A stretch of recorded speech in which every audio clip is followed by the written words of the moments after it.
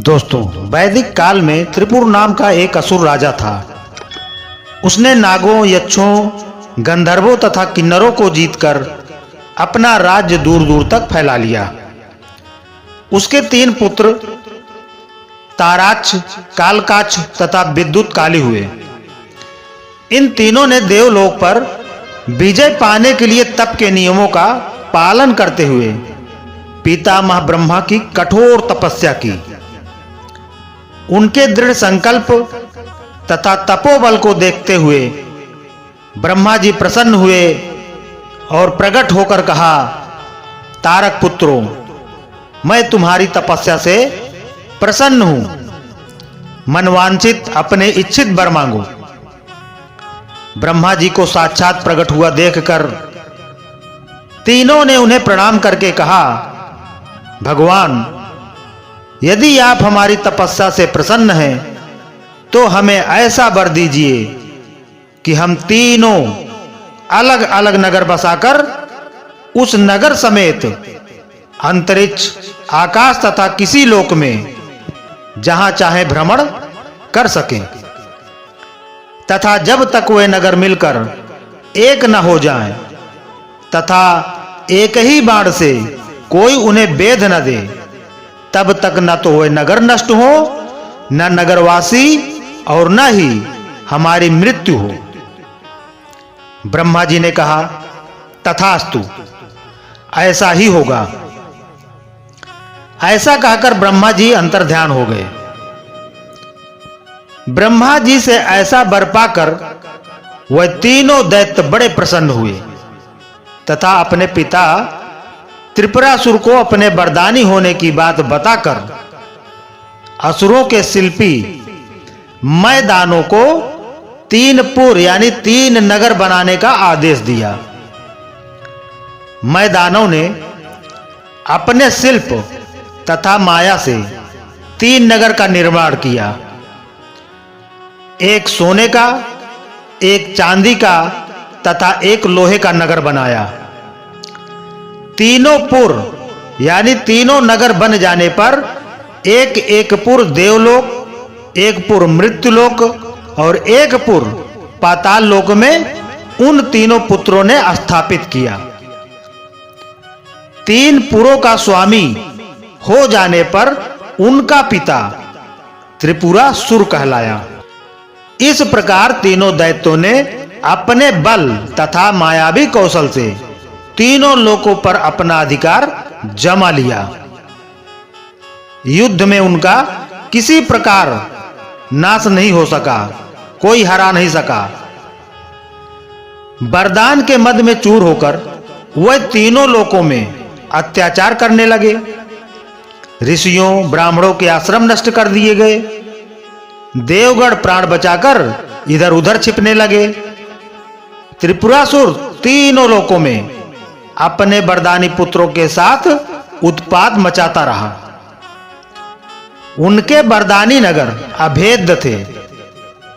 जब बचने का कोई उपाय नहीं रहा तो सारे ऋषि और देवता प्रजापति ब्रह्मा के पास गए और उन दैत्यों के उत्पात तथा अत्याचार की कहानी बताते हुए कहा कि असुरों की आदतों को आप जानते हुए भी आप इन्हें इस तरह का वरदान दे देते हैं कि हम सबका जीना और रहना दूभर हो जाता है।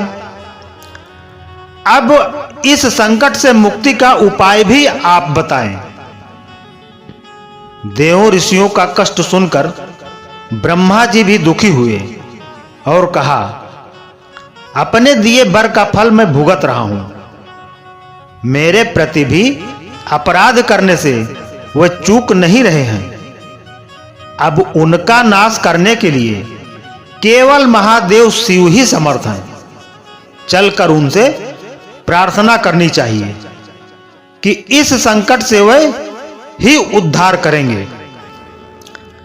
सब मिलकर कैलाश स्थित भगवान शिव के निवास पर गए। देवता, ऋषियों तथा ब्रह्मा को एक साथ आया देखकर शिव बड़े प्रसन्न हुए। सबका आदर सत्कार कर आने का कारण पूछा।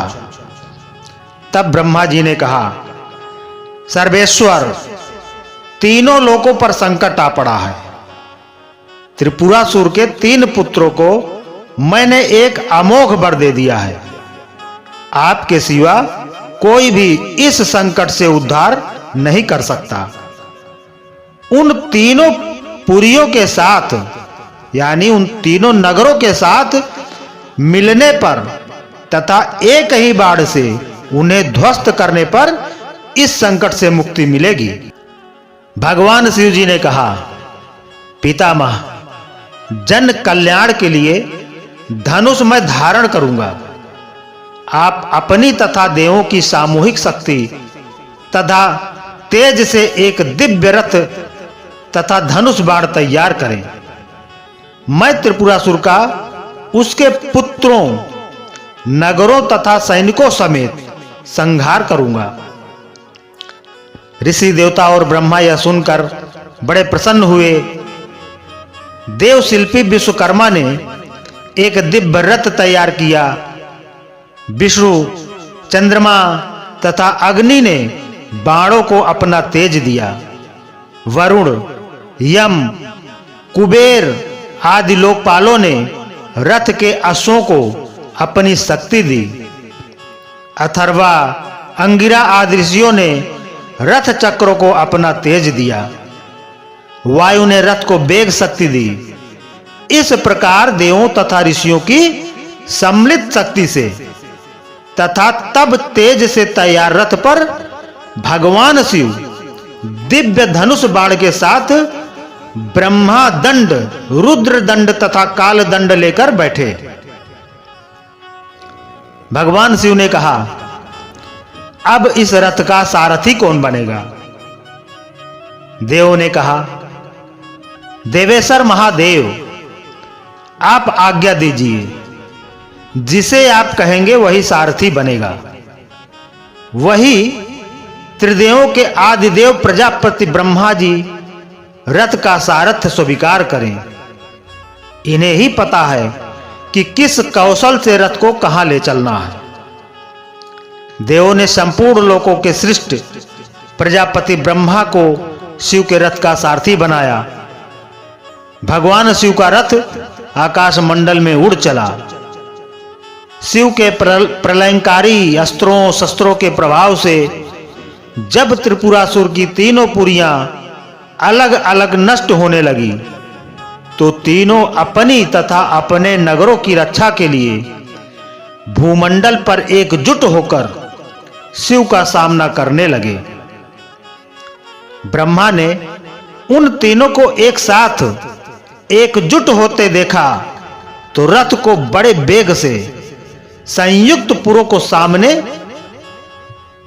कर दिया, संयुक्त नगरों के सामने लाकर कर दिया और भगवान शिव से कहा, हे सर्वेश्वर, त्रिपुरासुर के समूल वंश नाश का अवसर आ गया है।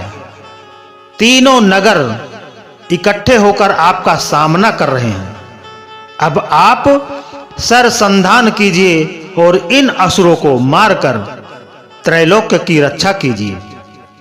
शिव ने देखा कि त्रिपुरासुर अपने पुत्रों तथा समस्त आसुरी सेना के साथ अस्त्र शस्त्रों से प्रहार कर रहा है। शिव ने अपने धनुष की प्रत्यंचा खींची और पाशुपत अस्त्र चढ़ाकर जो छोड़ा तो प्रलयंकारी रथ के साथ पुरों से टकराया। पाशुपत अस्त्र से त्रिपुरासुर अपने पुत्रों तथा नगर समेत भस्म हो गया। यह देखकर ऋषियों तथा देवताओं ने भगवान शिव का जय घोष किया। तीनों लोकों में शांति स्थापित हो गई। इसी क्रम में हम आपको एक दधीच की शिव साधना की कथा सुनाते हैं। ब्रह्मा जी के पौत्र क्षुप एवं महर्षि च्यवन के पुत्र दधीच आपस में घनिष्ठ मित्र थे। एक बार दोनों में एक विवाद उठ खड़ा हुआ। विषय था क्षत्रिय श्रेष्ठ है अथवा ब्राह्मण। क्षुप का कहना था कि क्षत्रिय श्रेष्ठ है जबकि दधीच ब्राह्मण को श्रेष्ठ बता रहे थे। उनका विवाद कुछ ज्यादा ही बढ़ गया। उग्र स्वभाव के दधीच ने अपने बाएं हाथ की मुष्टि से छुप के मस्तिष्क पर आघात कर दिया।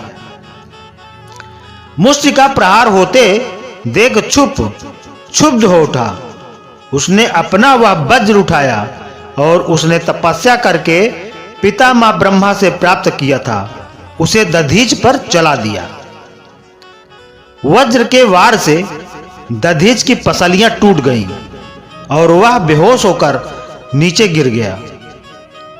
फिर जैसे ही उनकी मूर्छा भंग हुई, उन्होंने अपने योग बल से शुक्राचार्य का स्मरण किया। तुरंत ही शुक्राचार्य वहां उपस्थित होकर बोले, क्या हुआ वत्स, तुम्हें एक चोट कैसे लगी? दधीच ने कराहते हुए कहा, आचार्य, पितामह के पौत्र क्षुप द्वारा मुझ पर वज्रघात किया गया है। पीड़ा से मेरी बुरी हालत हो रही है, कुछ उपाय कीजिए। शुक्राचार्य तुरंत उपचार में जुट गए और कुछ ही पलों में दधीच की टूटी पसलियों को जोड़ दिया। दधीच फिर से भले चंगे हो गए। उन्होंने शुक्राचार्य का आभार व्यक्त करते हुए कहा, आचार्य, आपने तो मुझे क्षण मात्र में ही एकदम स्वस्थ कर दिया। कहां से सीखी है विद्या आपने? शुक्राचार्य बोले, यह सब देवाधिदेव महादेव की कृपा का फल है। मैंने उन्हीं से यह ज्ञान सीखा था। तुम भी यदि चाहो तो उनसे सब कुछ प्राप्त कर सकते हो। भोले भंडारी बहुत ही दयालु हैं। शुक्राचार्य दधीच को शिव साधना की विधि बताकर लौट गए और दधीच शिव साधना में लीन हो गए। उन्होंने वर्षों कष्ट सहकर शिव की तपस्या की। अंत में उनकी तपस्या से प्रसन्न होकर शिव प्रकट हुए और उनसे वरदान मांगने को कहा। दधीच ने शिव को प्रणाम करके कहा, भगवान, यदि आप मेरी तपस्या से प्रसन्न हैं तो मुझे ऐसा वरदान दीजिए कि मैं कभी कमजोर ना रहूं, किसी शस्त्र का मुझ पर कोई असर न हो, देवताओं के किसी भी अस्त्र शस्त्र से मेरी मृत्यु न हो। शिव ने तथास्तु कहा और अंतर्धान हो गए। दधीच बदले की आग में सुलग रहे थे। वह छुप के पास पहुंचे और जाते ही उसके सिर में अपनी लात का प्रहार किया। छुप कुछ क्षणों के लिए संज्ञा शून्य होकर गिर गया, लेकिन वह तुरंत ही उठा और अपना वज्र निकालकर दधीच के ऊपर प्रहार किया, परंतु उसके प्रहार का दधीच के ऊपर किंचित मात्र भी असर नहीं हुआ। वज्र उनके शरीर से यूं टकराया जैसे किसी ठोस फौलादी वस्तु से टकराया हो। फिर इससे पहले कि दधीच उस पर फिर से वार करते, वह वहां से भागकर एक निर्जन स्थान में पहुंचा और विष्णु की आराधना करनी आरंभ कर दी। विष्णु भगवान प्रकट हुए। छुप ने उनकी स्तुति करते हुए कहा, भगवान, मैं दधीच को जीतना चाहता हूं, मेरी इच्छा पूर्ण करें। विष्णु बोले, वत्स, मैं तुम्हें ऐसा वर देने के लिए विवश हूं। दधीच भगवान शिव का परम भक्त है। मैं भगवान शिव के भक्त का कोई अहित होते नहीं देख सकता। तुम कोई और वर मांग लो। विष्णु की बात सुनकर छुप सोच में पड़ गया। फिर कुछ क्षण बाद बोला, भगवान, यदि आप ऐसा नहीं कर सकते तो कम से कम दधीच से मेरी संधि ही करा दीजिए। अगर ऐसा नहीं हुआ तो वह अवश्य ही मेरी हत्या कर डालेगा। विष्णु ने छुप की बात पर सहमति जताई और वह उसे लेकर दधीची के पास पहुंचे। विष्णु ने ब्राह्मण का वेश धारण किया और छुप को एक जगह रुकने को कहकर स्वयं दधीची के पास पहुंचे। दधीच ने ब्राह्मण का स्वागत सत्कार करके कहा, मेरे अहो भाग्य, आइए विप्रवर, मुझ अकिंचन के पास आने का कैसे कष्ट किया। ब्राह्मण वेशधारी विष्णु बोले, मैं आपसे कुछ मांगने आया हूँ मुनिवर। आप शिव के परम भक्त हैं, आशा है निराश नहीं करेंगे। दधीच ने अपने अंतर शक्ति से तुरंत विष्णु को पहचान लिया। विष्णु के इस तरह छल करके कुछ मांगने के प्रयोजन को भी वे भांप गए। अतः बोले, मैंने आपको पहचान लिया है देव, किंतु इस तरह भेष बदलकर आने का क्या प्रयोजन है? अगर आप छुप के जीवन दान को मांगने आए हैं तो मैं असमर्थ हूँ, छुप मेरे हाथों जरूर मरेगा। दधीच की बात सुनकर विष्णु अपने असली रूप में आ गए। बोले, लेकिन छुप मेरा भक्त है और अपने भक्त का कोई अहित होते देखना नहीं चाहता, मैं कैसे बर्दाश्त कर सकता हूँ? तुम्हें मेरे कोप का भोजन बनना पड़ेगा। दधीच बोले, भगवान शिव का भक्त दुनिया में किसी से भी नहीं डरता प्रभु, आप जो चाहे शौक से कर लीजिए। दधीच की बात सुनकर विष्णु को क्रोध आ गया। उन्होंने चक्र का प्रयोग दधीच पर कर दिया, लेकिन उन्हें बड़ा आश्चर्य हुआ। चक्र उनकी उंगली से घुसा, आगे बढ़ा और फिर तुरंत ही वापस उनकी उंगली पर आकर टिक गया। दधीच ने हंसते हुए कहा, यह चक्र मुझ पर प्रहार नहीं कर सकेगा प्रभु, आपने देख ही लिया है, क्योंकि यह चक्र भी तो भगवान शिव द्वारा ही आपको दिया हुआ है। भगवान शिव के भक्त का चक्र कैसे अहित कर सकता है? दधीच की बात सुनकर भगवान विष्णु ने उन्हें प्रणाम किया। फिर उन्होंने संकेत से एक ओट में छुपे छुप को बुलाया और उसे दधीच के सामने करते हुए बोले, छुप से बहुत बड़ी भूल हो गई विप्रवर, आप इसे क्षमा कर दीजिए। इसे मालूम नहीं था कि ब्राह्मण की शक्ति राजा महाराजा यहाँ तक कि देवों से भी बड़ी होती है। इसका अपराध क्षमा करें। छुप दधीच के चरणों में गिर गया। उसने दधीच से क्षमा याचना की। मुझे क्षमा कर दो मित्र, मुझसे बहुत बड़ा अपराध हो गया था। अहंकार में आकर मैं ब्राह्मण की शक्ति को समझ नहीं सका था, मुझे क्षमा कर दो। करुण हृदय दधीच ने कहा, तुमने अपनी भूल की क्षमा मांग ली, यही उचित है। पश्चाताप सारे पापों को धो देता है। मैं तुम्हें क्षमा करता हूँ। हम मित्र हैं और आगे भी मित्र ही रहेंगे। दोनों का मिलन कराकर विष्णु वापस अपने धाम लौट गए। छुप अपने निवास स्थान पर चला गया और दधीच अपनी कुटिया में दाखिल हो गए। और फिर कई वर्षों तक दधीच भगवान शिव की आराधना में लीन हो गए। तो दोस्तों, हमारी यह कहानी आपको अच्छी लगी हो तो एक लाइक जरूर करें और वीडियो को ज़्यादा से ज़्यादा शेयर करें। इसी तरह की कहानी सुनने के लिए हमारे चैनल को आप सब्सक्राइब जरूर कर लें। धन्यवाद।